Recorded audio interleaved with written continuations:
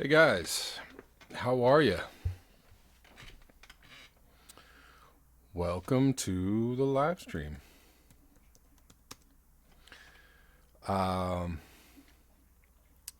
Today is going to be an exercise in finding out how many tabs I can have open in one day before everything falls apart. That's going to be it's going to be the challenge today. How you doing? Human, what's up? Diana, what's up? Osama, hello. Tori Pergers, hello.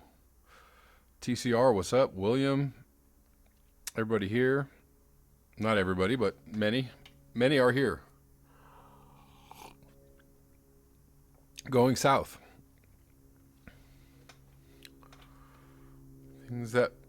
Going south says things that make me feel like me, having a name that corresponds to my gender. Right. Okay. I actually heard that randomly out of the corner of my ear, I heard that Kevin was actually a name, could actually be a female name, and I was like, in what dimension? Because I've never heard a woman named Kevin before. Just throwing that out there. Has anybody ever met a woman named Kevin? One, how you doing?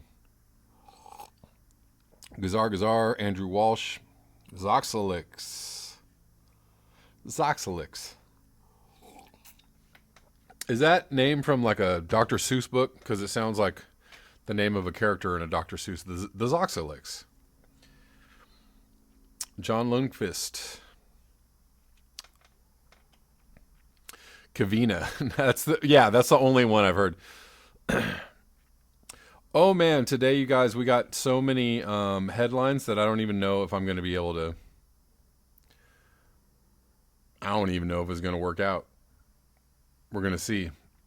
Hold on. Ooh, and I just lost them all. Lost everything. Oh, where am I? Did I see that right? Osama, you said you have tabs open from October? If I could, I would. Somewhere in here. Dang it. Oh, I don't know. I've lost it all. Well, we'll close that. We'll close all of this and all of that. And oh, here we go. That's the one I was looking for. Sorry, guys. I'm just I'm going to try and cover so many things today, and I don't know how I'm going to do it, and without getting lost and losing my place. All right. Okay. I'm back. Hello. How are you? Have a Wuhan day. Wuhan ain't nothing to... Anyways, you know where I was going with that.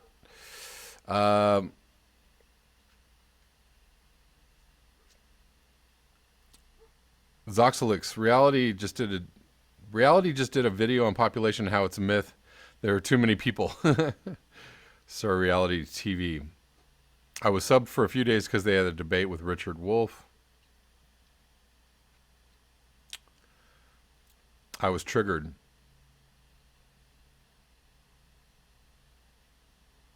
Dana Patterson, how you doing? All right, welcome people. It's 3:07 on a Thursday afternoon. Zoxalix is just a play on alliteration. Okay.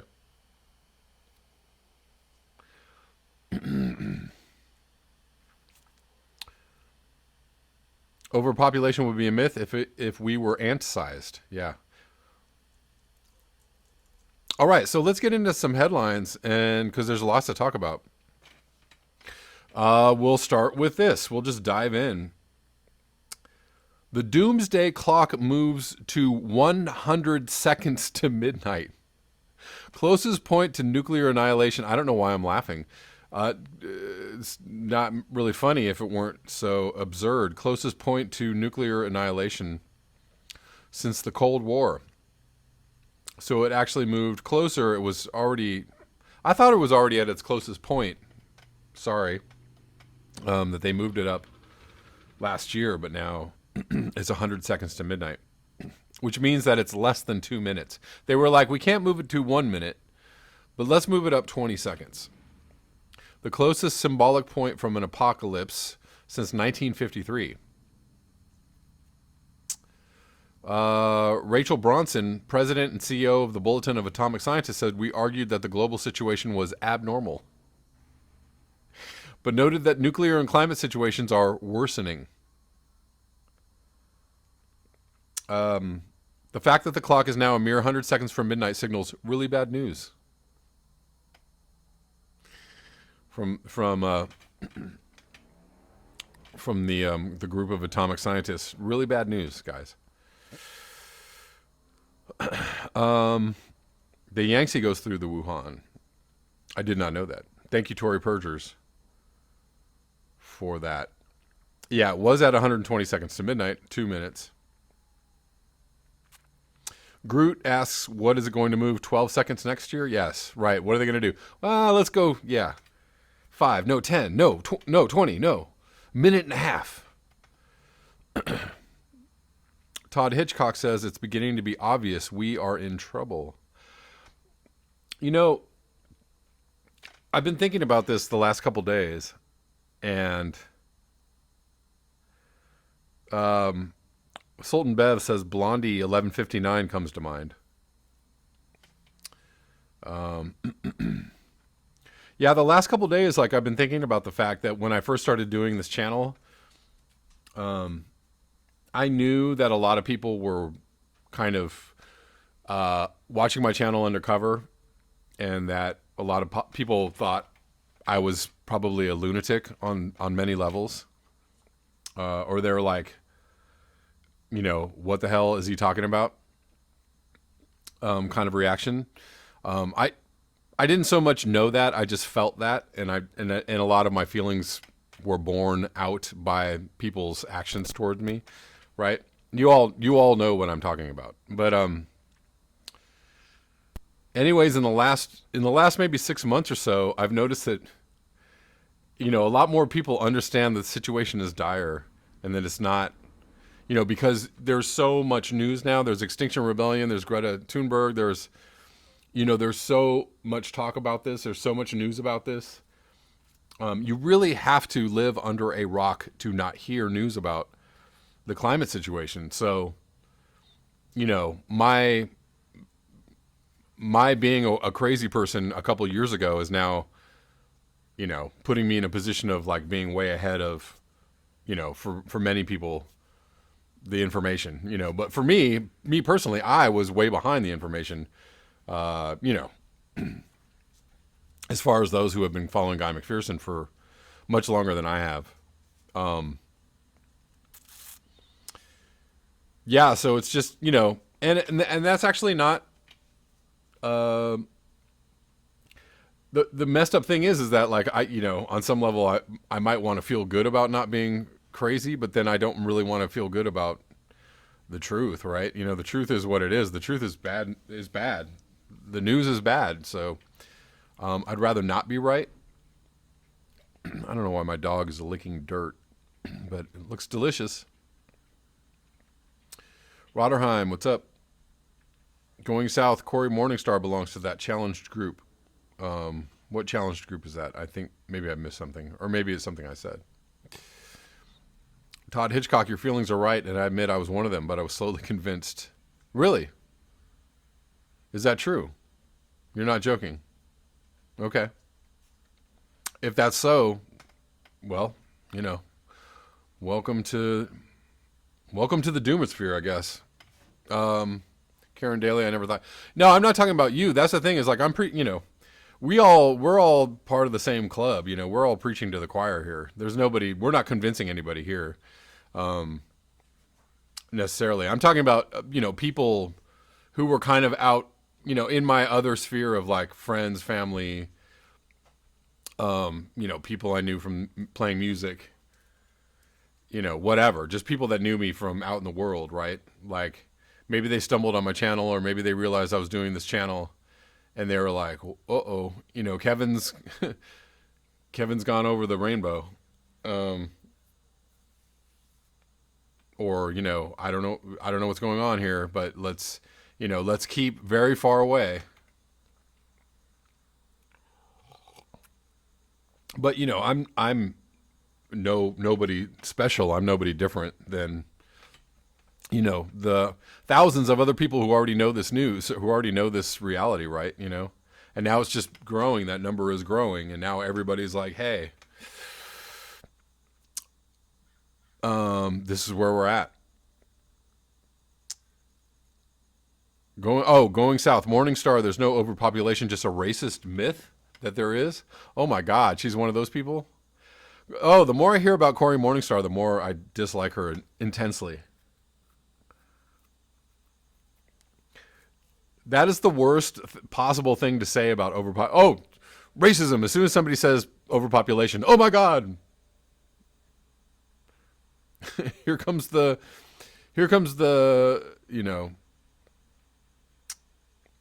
losing the word for it. Here comes the eugenics and the racism. Oh my God. Okay, just be quiet. We can have a conversation about it without, although, plenty of people who talk about overpopulation like to go to the racism. They do like to do that. That's not what we're doing. D Ranch, howdy everyone.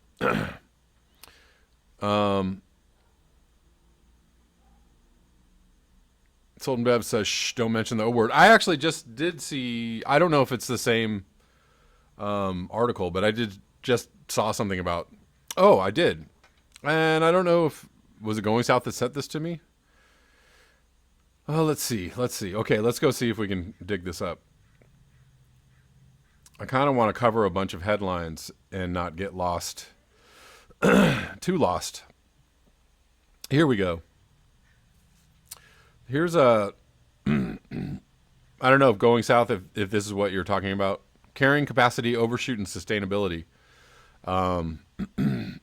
Excuse me. From Paul Chafurka. Anyways, basically running down the problem of overpopulation, or what is a sustainable population. And they wind up at the number, well, two numbers, 35 million or 10 million, which is 99.5% less people. Todd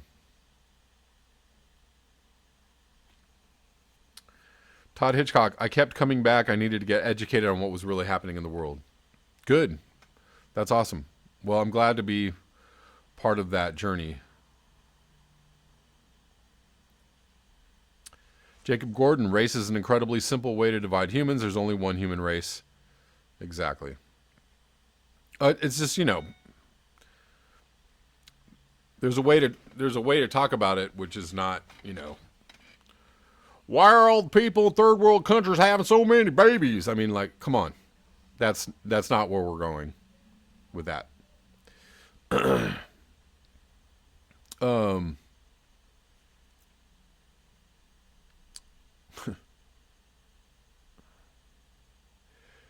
And there are, Adam Thomas, we are 9 different ways in Overshoot supported by overpopulation. There are so many, overpopulation is, it's a simple it's a simple problem to wrap up in the word overpopulation, but it is also complicated in the fact that, Western culture, first world people, people who live in developed countries use far more resources and pollute at a far higher rate. Far more emissions come from us than people in third world countries. So the problem is not with, people having too many babies. It's, yes, too many babies, but, how are all these people living? Where are they living? What are they doing? What are they, what kind of resources are they using, et cetera, et cetera. Diana, we are in massive overshoot. Up until about 200 years ago, there were 1 billion of us. Just 200 years, we grew to 7.7 billion. And that has been largely fostered and enabled by fossil fuels, because without fossil fuels, we could not have the agriculture that we do. We couldn't sustain 8 billion people without fossil fuels. So, anyways, let's move on. So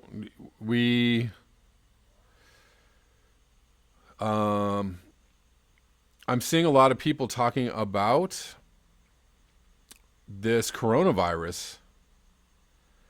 Where are we?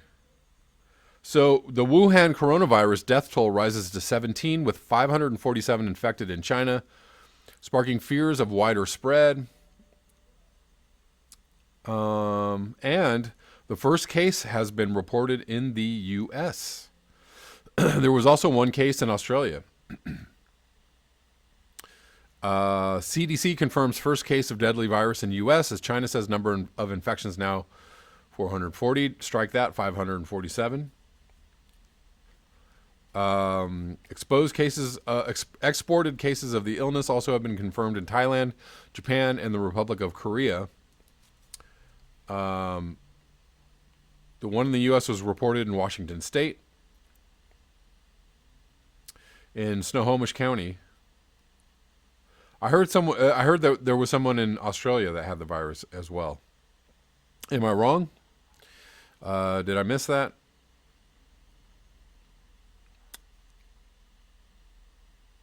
Tory Perjures asks. Oh.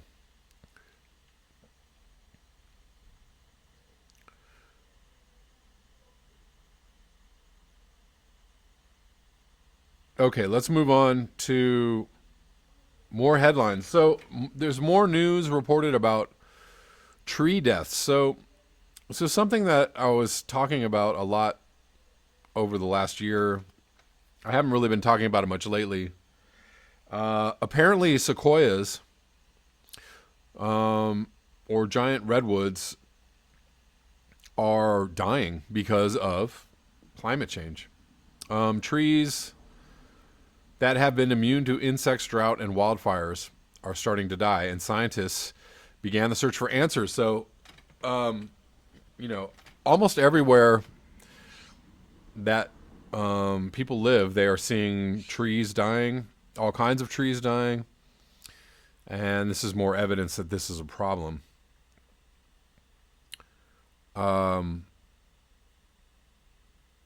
So there was this great article in the Guardian out. It's titled, "This is not how sequoias die." It's supposed to stand for another 500 years. It's basically an article about the sequoias dying because of climate change. And I don't know if I reported this, but the famous sequoia tree that has a tunnel through it that you can drive a car through, apparently it fell down in a storm a couple years ago. I can't remember whether I reported on that or not, but I drove through that tree in 2016, and apparently it fell down in 2017, which is extremely sad indeed. John Lundqvist says Australia is burning again. Boiled rope lampposts, acid rain kills trees.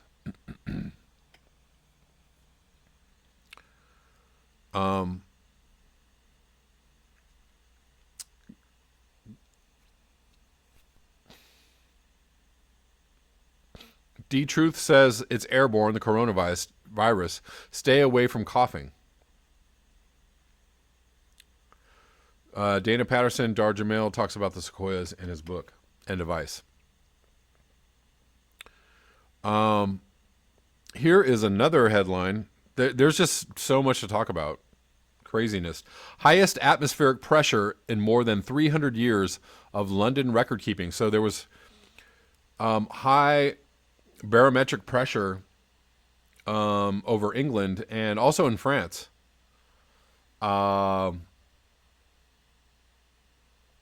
So there was extremely high pressure. The pressure reached 1,049.6 millibars at midnight last Sunday. And so that was a record. Um, it beat the record set in 1964.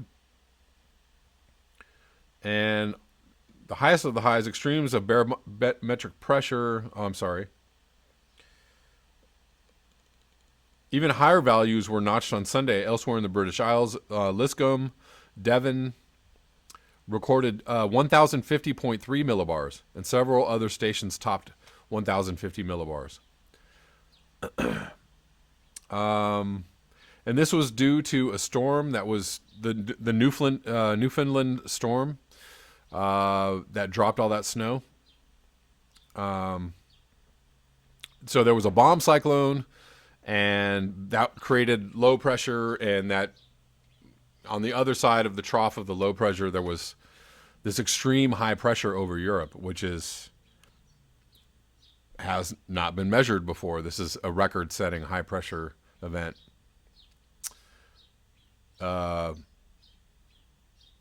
And there was, let me see, last night's extreme high pressure was close to the UK record. Forecasted days in advance, one contributory factor was the jet stream buckling ahead of a winter storm in Newfoundland. An upper ridge formed, causing air to converge, accumulate, and raise surface pressure that was called something like a pressure wave. And then there was a huge storm also that hit, part of that storm, there was yet another storm that hit like Spain and caused severe damage. So this trough, this like jet stream trough, caused just massive damage on either side of it, both in the Mediterranean and in eastern Canada or Canadian Arctic. Wild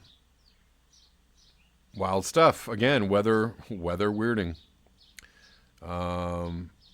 Extreme weather events.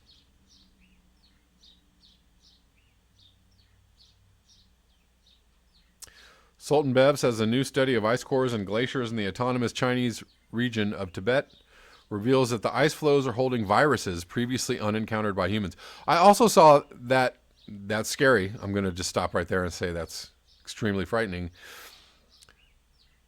I just saw something about the fact that this current coronavirus, they're starting to think it was transferred to humans by snakes. So we had SARS, we had a pig virus, a bird virus, and now it looks like we've got like a snake virus.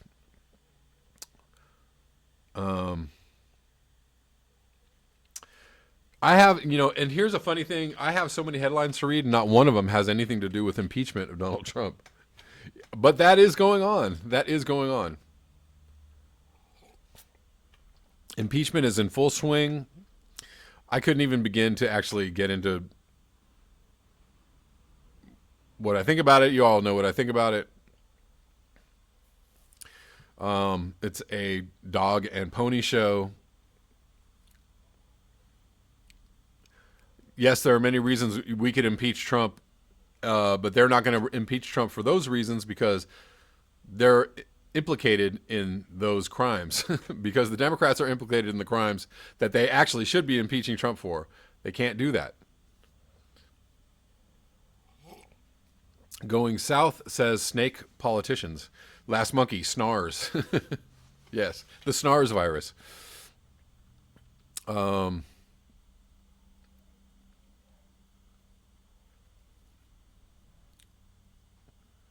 Gazar says shit weather to be the norm. Gazar, anthrax spore and permafrost melt. Yes. The animals are dying from the Homo sapien virus, says Gene. Yes. Yeah, who knows? I mean, whatever. I'm not. There's really nothing to talk about in the impeachment mess right now. But there are people doing really good coverage of some of it. Gray Zone, Aaron Mate, Jimmy Dore, Jamal Thomas. I urge you to watch any and all of those channels for the real skinny on impeachment. Let's move on. Oh, this is here it is. Brisbane man he's being tested for new strain of coronavirus. I guess he didn't test positive. Here's an interesting thing from the Sun in Britain. A CODYSSEY, it's called. Hardy har. Fresh fish caught off Britain go on 10,000-mile round trip before being sold in UK supermarkets. So this is basically an article about the fact that fish that are caught in the UK are shipped 10,000 miles to China, or 5,000 miles, to be processed, and then they are shipped back to be sold to the UK. All so that people can make money on what? On shipping, on burning of the fossil fuels. The workers are paid £2 a day to fillet and refreeze the fish before it is shipped back 5,000 miles to Britain. Yeah. So, and also so that people don't have to be paid living wages to do this work. And this is the story of, what we know as globalization or offshoring or outsourcing. Okay. So many stories about. Oh, here's a really crazy story. Did you all see this? Crystal Geyser water pleads guilty to dumping arsenic into California's ecosystem. From January 16th, the beverage maker agreed to pay a fine of $5 million after pleading guilty to 2 felony offenses earlier this month. Okay, I'm going to come back and read this article, but this is crazy. Another headline: ozone-depleting gases might have driven extreme Arctic warming. The far north is heating up twice as fast as the global average. This we know. Gases that deplete the ozone layer could be responsible for up to half of the effects of climate change. Maybe I'll come back and read this one too. Okay.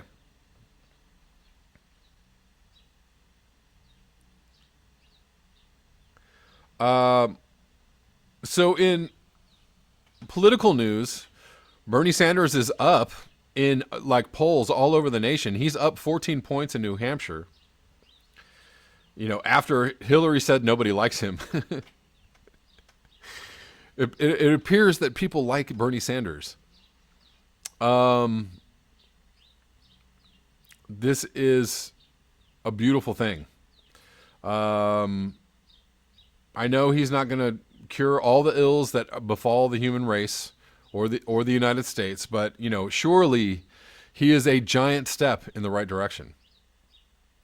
Another news item trying to kind of dog Bernie Sanders, but this is funny. In 1985, Bernie Sanders called the Democratic Party intellectually bankrupt, and that was a ding ding ding.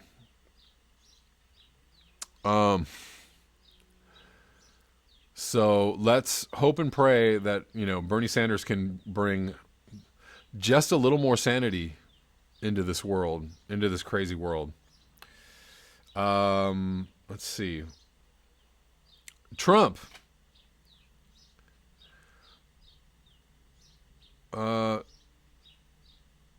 Trump taunts climate activists by saying, "Get your mops and buckets ready." Trump's infuriating answer to rising seas. The funny thing is that he's actually right. He's actually right. President Donald Trump slammed a seawall proposal. We were just talking about this for New York while planning an ocean barrier for his Irish golf resort amid global warming. That is hilarious. So he knows that climate change is true. He knows it's real. But he says, "Get your mops and buckets ready." I mean, what else are we going to do?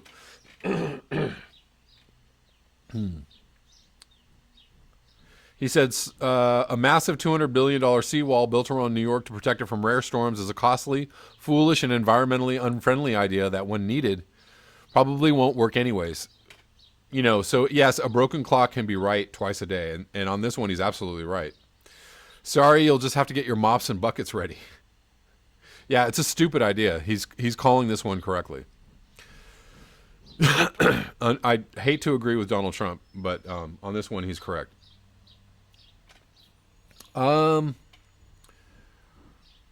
Trump says that he will cut Social Security and Medicare, setting himself up to lose the 2020 election. Because every single Democrat, and mostly Bernie Sanders, is saying, hey, why don't we give people health care? And Trump's like, hey, I got a great idea. Why don't we cut health care? Because he's gone truly delusional. So that's actually a good thing, because if he starts saying stuff like that, he's only got one year left in office if he's saying stuff like that, and we can be rid of this fool forever. Excuse me. Another news, Tulsi Gabbard sues Hillary Clinton over Russian asset comments. So she's suing Hillary Clinton for $50 million for in a defamation case. She won't win, but this is, somebody is standing up to Hillary Clinton, or at least trying to take her down a couple of pegs, and that is a necessary thing. 100 viewers at this very moment. Thank you guys for being here. Dana Patterson says they will find a way to take Sanders out. They will try, but here's the deal. If Sanders just overwhelmingly wins the first, 2 or 3 primaries, and he wins Super Tuesday, and he comes out looking like a clear, what are they going to do? What are they going to do? They can't, he's already been cheated once. They can't go out and cheat him again. It would be fairly impossible for them to do that. I don't know what they would do. Honestly. Other than Hillary Clinton trying to get in the race and just screw everything up. But that's not going to work either. So, I don't know. I think Sanders he's going to take it. I really, really think he's going to take it. He's got overwhelming support right now. His numbers are only going up. We're 10 days or something like that from the first primary. Biden is lying about his stance on Social Security. Of course he is. He's lying about so much. He's lying about his Iraq war vote, his support for Afghanistan. He's a liar, pants on fire. That's that's my witticisms for the day. Bernie Howe's ground game, exactly, Tori. Yes, he's looking tough, and not only that, he is killing everybody in donations. He's racking up more money. He's got more volunteers on the ground. He's looking like the one to beat. And it's going to be, they're going to try and cheat him. They will try to run all kinds of stuff at him. I don't think it's going to be successful, because every time they try to run something at him, it only makes him stronger. This is the campaign of the boomerang. You try and come out and attack people, and it ends up hurting you. Kamala Harris tried to attack Biden, and she's out of the race already. Warren just tried to attack Bernie. She's done. She's toast. She's finished. I give her, another month before she realizes she's not going to win. And once she's out, all her voters, all her crowd is going to go to Bernie. You think they're going to go to Biden? Hell no.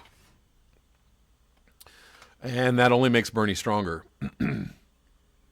And then Hillary coming out and attacking Bernie, that was the perfect endorsement of Bernie, because everybody's like, screw you, Hillary, get the hell out of here. We're sick of your ass. Let's, and go Bernie. Karen Daly, the next week they will find more and more stuff on. Oh, they'll try, of course. But like I said, the more they try, the stronger he gets. The more they try to take him down, the more ridiculous they are going to look. Biden Biden is crumbling.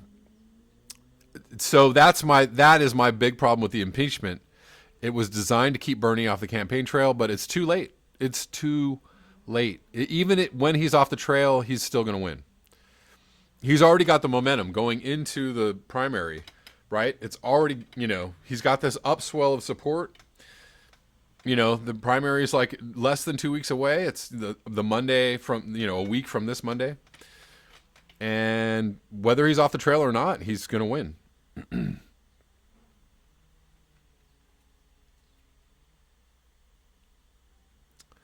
That's his one Achilles heel is that he's not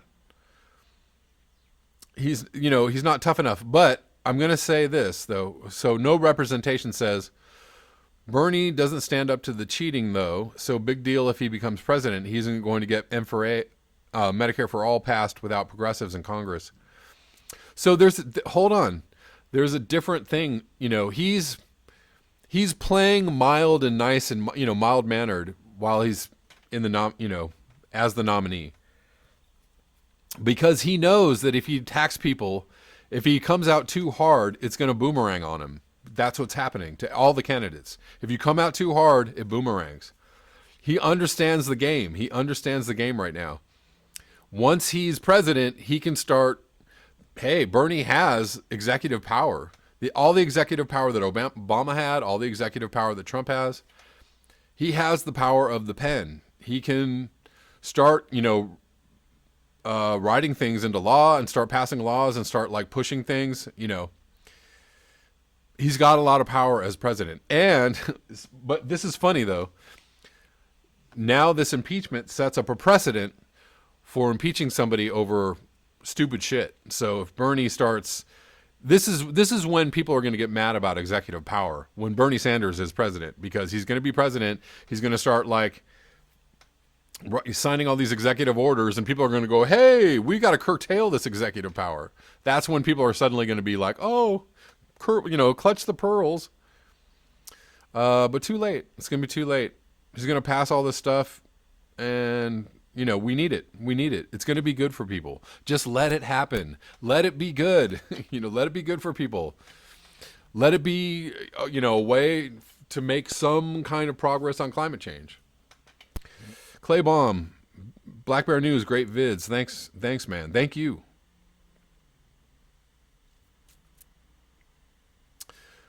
Osama says, is my TV recording this conversation? Dana Patterson asked, do you really think those in power will allow Sanders to take it away? I mean, that's a really good question. But that doesn't mean don't elect him. That doesn't mean don't try. I just don't understand that. What? They're going to really try to fuck him over. So let's vote for somebody who's kind of mildly terrible so that they can do very little or nothing. I don't understand. I don't understand that argument. I get it. I get that you're cynical, and I get it. And I don't mean that in a bad way. I get that you're, or maybe we can call it a realist. But so yes, Karen Daly, good point. Power of the pulpit. He can go to Illinois and call out Durbin as an example. So Bernie Sanders has already mapped out what he's going to do. If he gets blocked in any ways, he's going to hold rallies in states, of the people that are blocking him. He's going to go to Kentucky or to Illinois or to wherever, Missouri, and, literally get people power out to say nah, man, this is what we want. We want Medicare for all. So cut it out or we're going to vote you out of office.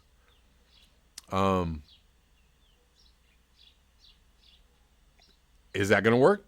I don't know. We haven't been there yet. We need to try. Zoxalix says, Kevin, I think your new level of woke is coming after they cheat Bernie. Hey, they already cheated him once. Dana Patterson, I'm clinical. Yeah. Yeah. Well, we'll see, Zoxalix. We will see. And if I have to get a new level of woke, then I guess I'll have to get a new level of woke. Okay, no representative says vote for Tulsi. So here's the thing. I agree with you about Tulsi's appeal. She's not going to win. I'm sorry. She doesn't have enough money. She doesn't have the percentages, man. It's just not going to happen. She's not going to win any primaries. She is not going to win any primaries. Like, I love Tulsi Gabbard. I really do. She's not going to win. So I think that Tulsi would be a good VP pick, or a lot of people are talking about Tulsi for a VP, or, Secretary of Defense, something, a cabinet position. Okay, Scott Andrews. The Dems are trying to keep registered independents from voting in the Democratic primary in California. Here's the thing, man. I'm a registered independent, and I had to register as a Democrat to vote for Bernie. I did this like a month ago. They still haven't sent me my ballot. They're supposed to be sending these ballots out. Well, maybe they're not sending them out yet. But I'm like, why haven't I got my ballot yet? Because it's been a while. I'm just wondering if they're going to fuck around or not. Because they did mess around last time. Big time. A lot of people went to the polling places who were Bernie supporters, and they were like, we can't find you on the voter rolls. And amazingly, that only happened to Bernie voters and not to Hillary voters, right? It wasn't like, a mistake, an honest mistake, because an equal number of people were disenfranchised. No, and this happened in New York, too.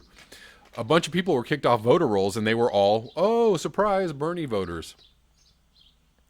So, yeah, they could try.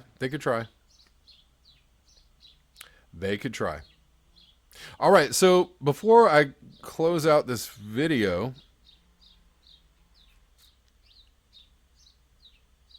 yeah, Joe Rogan endorsed Sanders, yep, with Tulsi VP. Yeah, Joe Rogan said, I like Bernie and I like Tulsi and fuck everybody else. That's absolutely right on. And I'm totally in accordance with that. Tori Percher says, everybody check that you're registered. Absolutely. Check and double check, because they will mess around. I'm about to actually go check out my status, my registration status, to make sure that they got me as a Democrat right now. Because I'm not going to be denied at least my chance to get in on this. Voting machine still hackable. Bernie is not going to be anybody's VP. Sorry. He's the guy. Sorry. It's not going to happen. No representation. It's not going to happen. I'm sorry, dude. Like, it's not going to happen. I don't understand what you're saying. Like, even if, you could try, I love Tulsi, and, try and get her to get all the votes you can, but it's not going to happen. Osama, what's up, man? Are you out of here?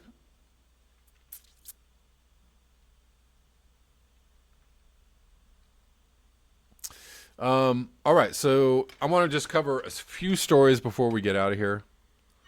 Let's go back to, well, we don't need to know any more about this. Let's see.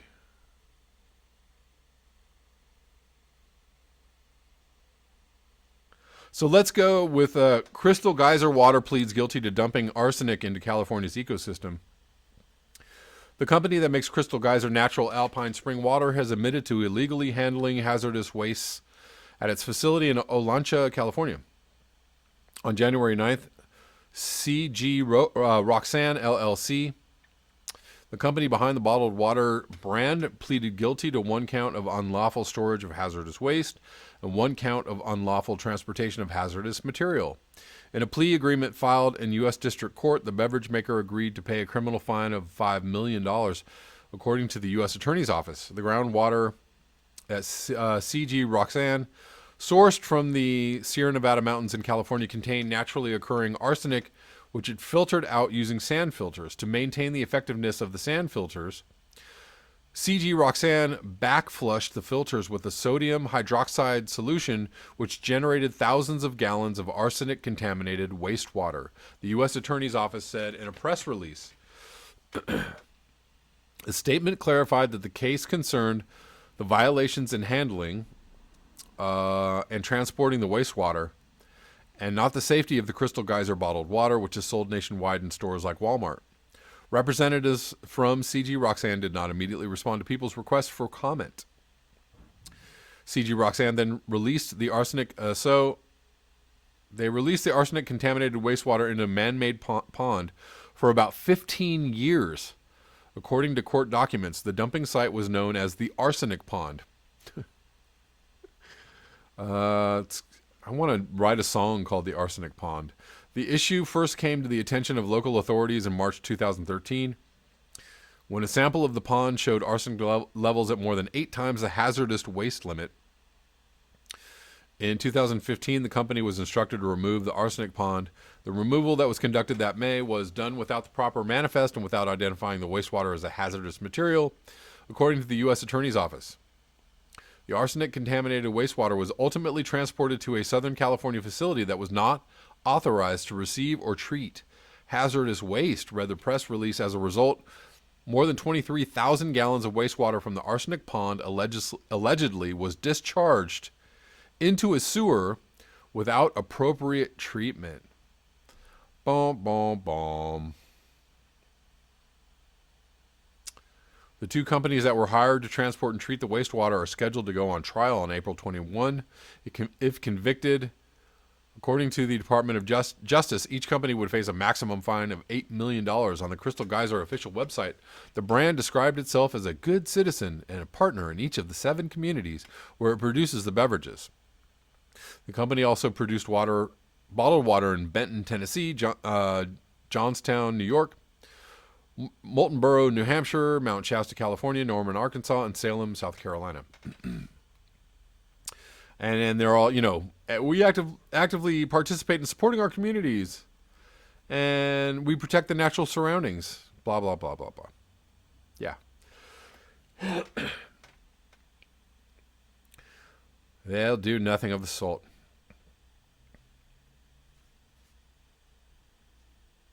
Groot says, stop drinking bottled water. I do not drink bottled water myself. I rail against bottled water whenever I can.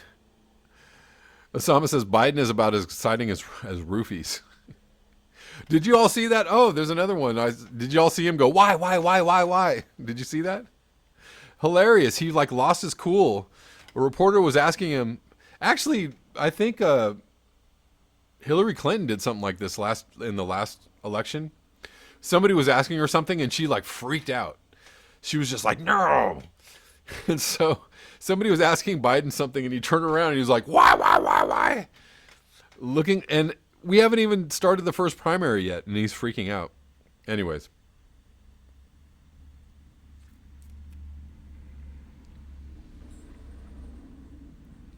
So let's go back. Oh, I want to follow this. So Zoxalic says Biden warned Buttigieg they're all going to swing it to Biden. DNC is going to say we all still think Biden is going to win and the other candidates are backing Biden, so his points add up to more than Bernie's. You have the cheat. And Osama says, Osama says, well said, yeah. That, Zoxalic says it's going to be so awful to watch. That, unfortunately, is a very, so look, I actually agree with you on that. That's a possibility because it looks more and more obvious that Warren is in the race to kneecap Bernie. Biden is in the race to kneecap Bernie. All of these people are in the race to kneecap Bernie. Bloomberg is in the race to kneecap Bernie. If they get all of them together to go, we're going to give all our people to Biden. You're right. You're absolutely right. That's one way they can do it. There could be some very big fireworks in the next few months. We'll see.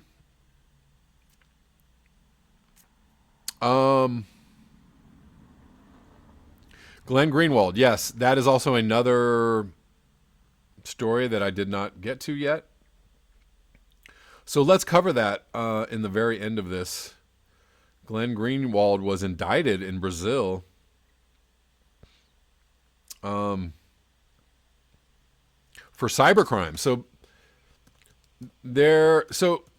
if anybody knows the story, everybody knows the story, or maybe they don't. Um, Glenn Greenwald was instrumental in getting a political adversary, Lula, the ex-president, the former president of Brazil, out of jail. He was wrongly imprisoned. There was a campaign that many people say the U.S. backed the whole investigation thing that happened in Brazil that ended up jailing a bunch of government officials and also jailed the former president, Lula. He was in jail. He could not run for president. Bolsonaro won. Glenn Greenwald, in coordination with other people, got some information about the prosecutor, and he was released from jail. And now they're calling the information that he got a cybercrime. And they're trying to do him like Julian Assange. They're basically going after him for being a journalist, a real journalist. And this is not a good day for journalism. Zoxalix, yeah, I forgot Doomberg. Yeah. Oh, Bloomberg is absolutely in the race. He was urged by Jeff Bezos to run. He's the billionaire's boy.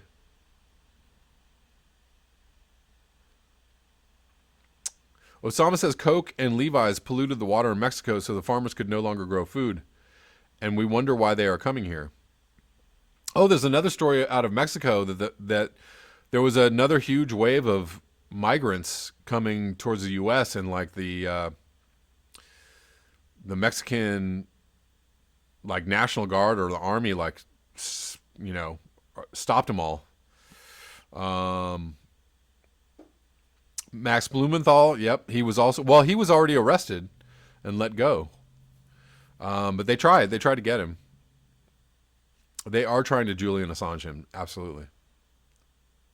Well, no representation. Looks like he's voting for Tulsi. He obviously is a Tulsi fan. So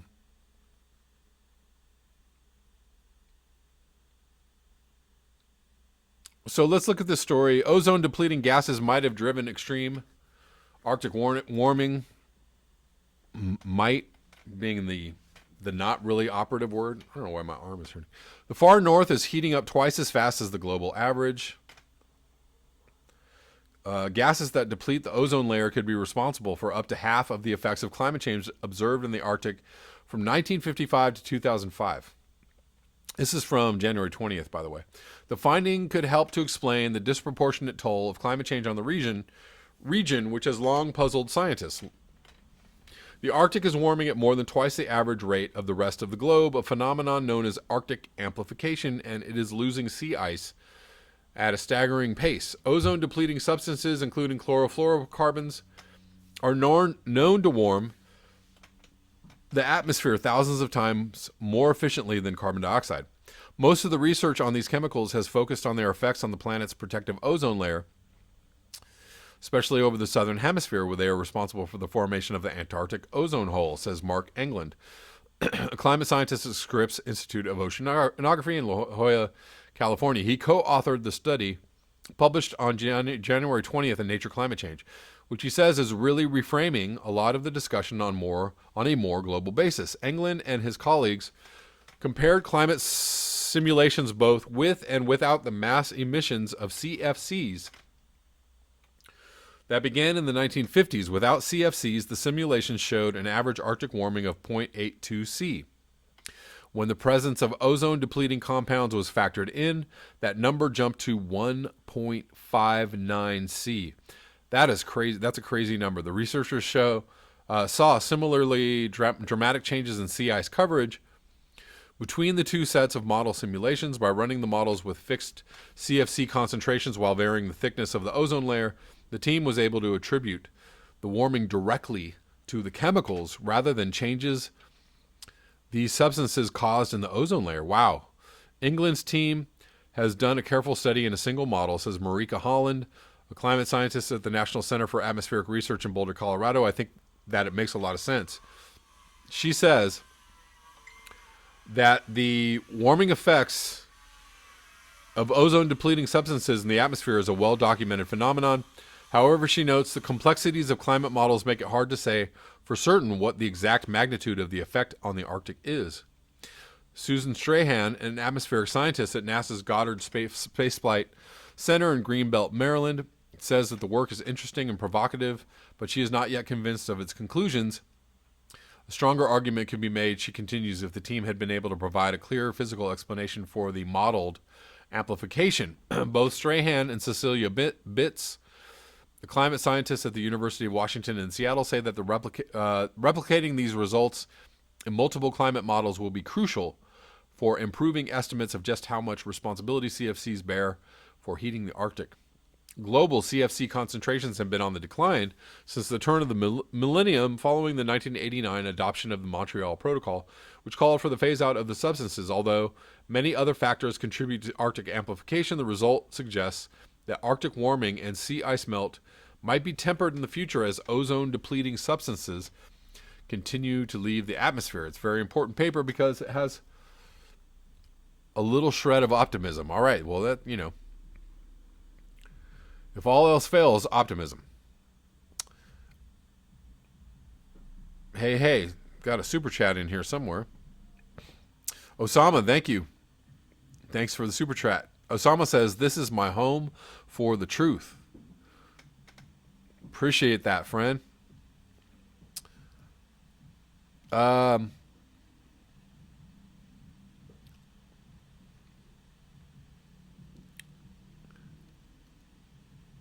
Well, Zoxolix, I hope that is not the way that it goes down. Although I can't say that they won't try. Tory Perjures, yes. Mexico-Guatemala border, yes. No representation says Tulsi or bust for me. I voted Jill Stein last time. I won't vote for somebody else who can't do as good of a job as I can do. Screw that crap. I'm going to vote for a person who supports me. I don't know why you don't think Bernie doesn't support you. I don't know. I mean, you have your reasons. It's fine.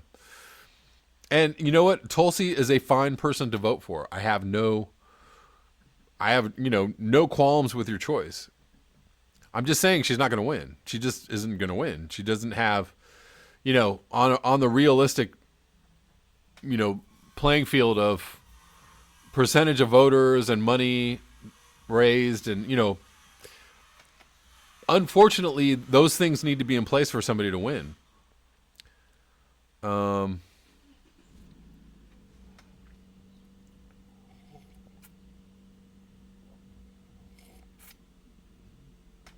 Tulsi has called out the cheating. I do agree with you. Tulsi is more of a renegade, and she's going to go straight at the Democratic Party. She gives no fucks.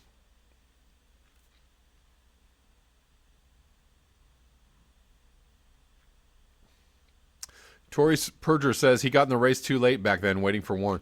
And that's true. So that's why one of the big reasons Bernie didn't win is because nobody knew who the hell he was. He was at like 2% in late 2015. And then he ended up almost tying Iowa, or tying Hillary for, in Iowa. And people were like, whoa, who is this guy? But by then it was already too late. It was already too late because still nobody knew who he was halfway through the primary. Now everybody knows who he is. His strategy is to overwhelm the forces of evil by just having so much support that it's undeniable. And he, that could very well be an effective strategy. I don't know. Jill Stein is VP. I really love Jill Stein. I do dig Jill Stein. She's cool. I like her a lot. I like what she has to say. And she's she is a revolutionary. She's a fighter. I like her.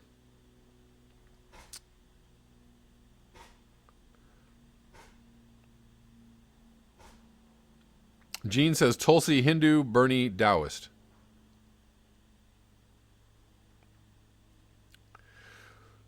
No representation says watch New Hampshire, Black Bear. Tulsi has spent lots of time there. I know that she has. Mike Tracy is actually covering Tulsi like almost exclusively If you're following Michael Tracy, he's doing a good job, kind of staying with Tulsi. Yeah,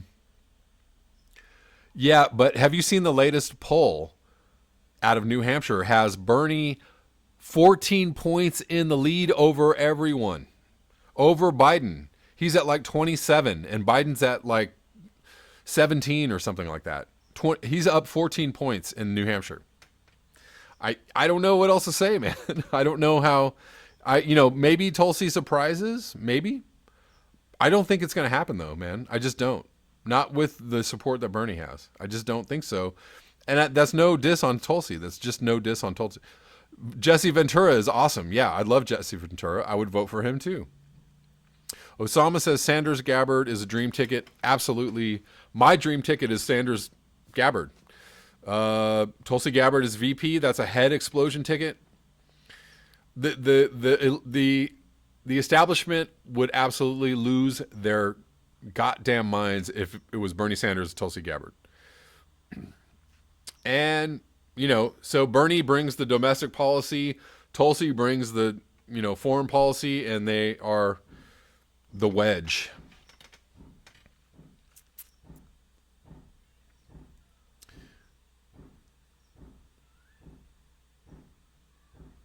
Valhalla asks, have you guys talked about the bulletin of? Yeah, we talked about it at the top of the show.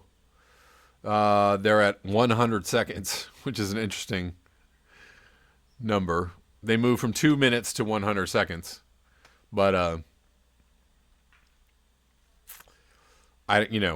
so they came a little closer. It's actually tied for the closest has been to midnight since 1953 or something like that.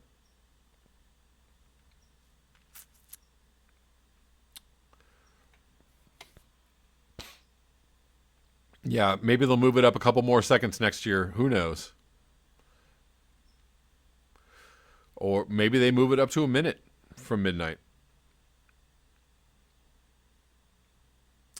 All things being considered, that's not good news, though. Not good news. Yeah, Zoxalix, no exit polling. Our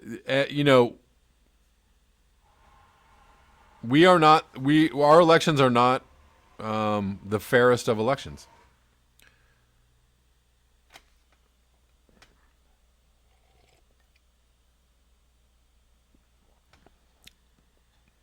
Rauderheim says it is. I think it is the closest it ever was. Yes, that's true. Yeah.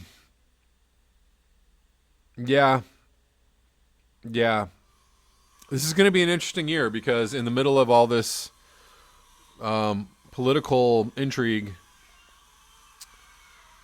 they moved it 20 seconds out of 2 minutes. Right? I don't know. I don't understand.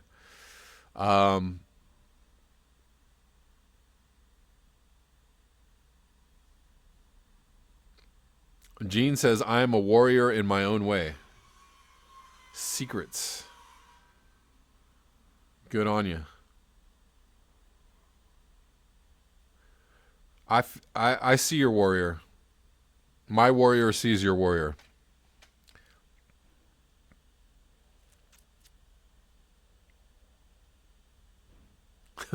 Osama says, I'm tired of this backslapping isn't humanity neat bullshit. We're a virus with shoes. Diana says you all gotta get rid of that damn electoral college. Here's an interesting thing though about the electoral college. A lot of people say that that somehow it's racist or whatever. It gives smaller states more representation, which is the point of it. So, and some of those smaller states actually have fairly large minority populations, right?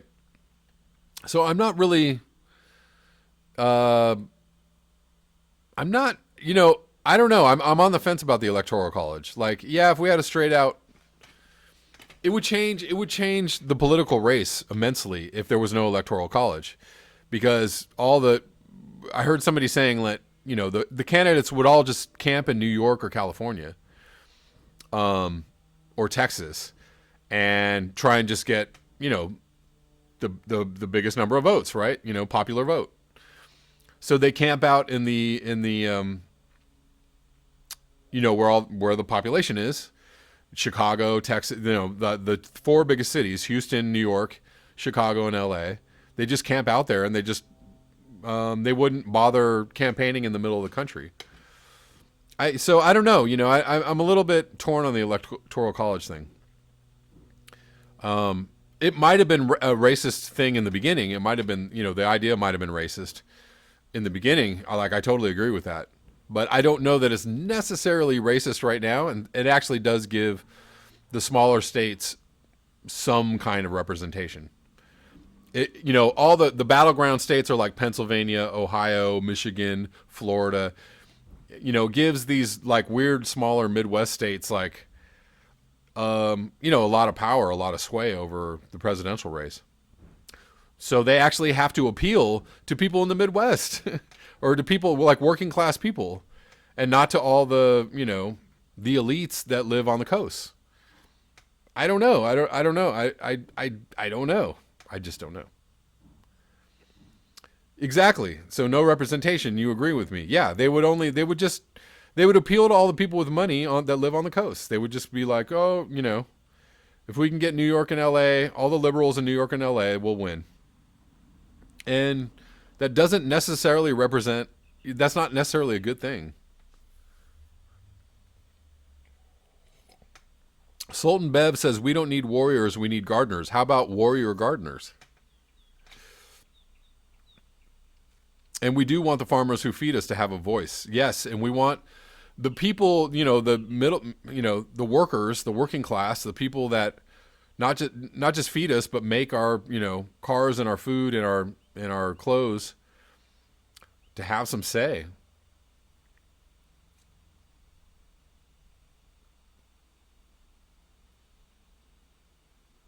Bernie has a plan for farmers? Yes, he does.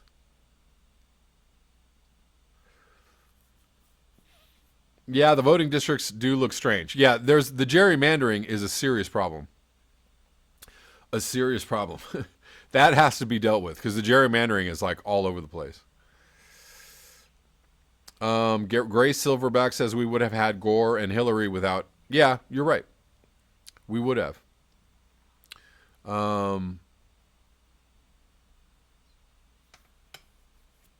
I wonder,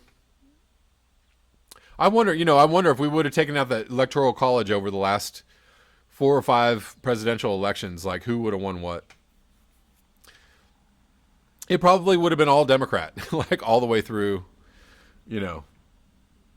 since Bill Clinton.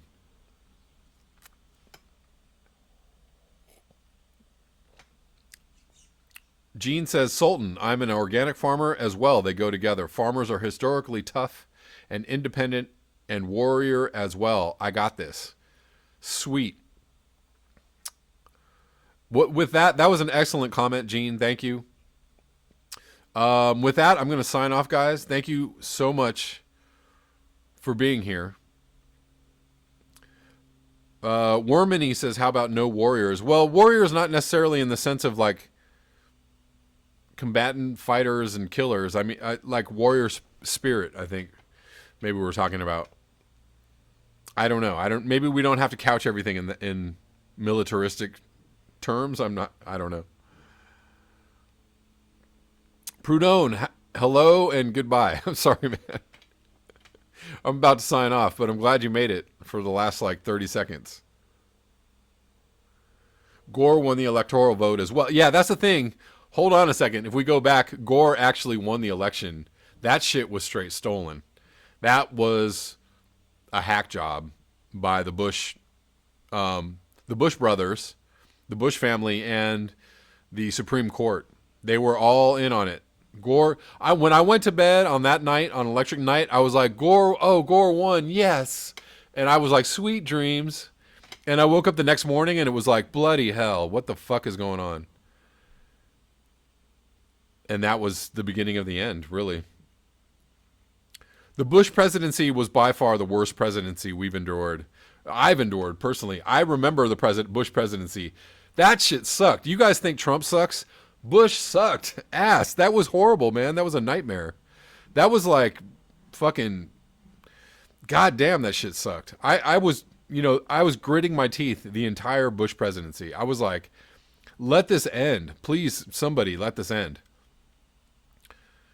I mean, Trump really sucks, but like he really sucks.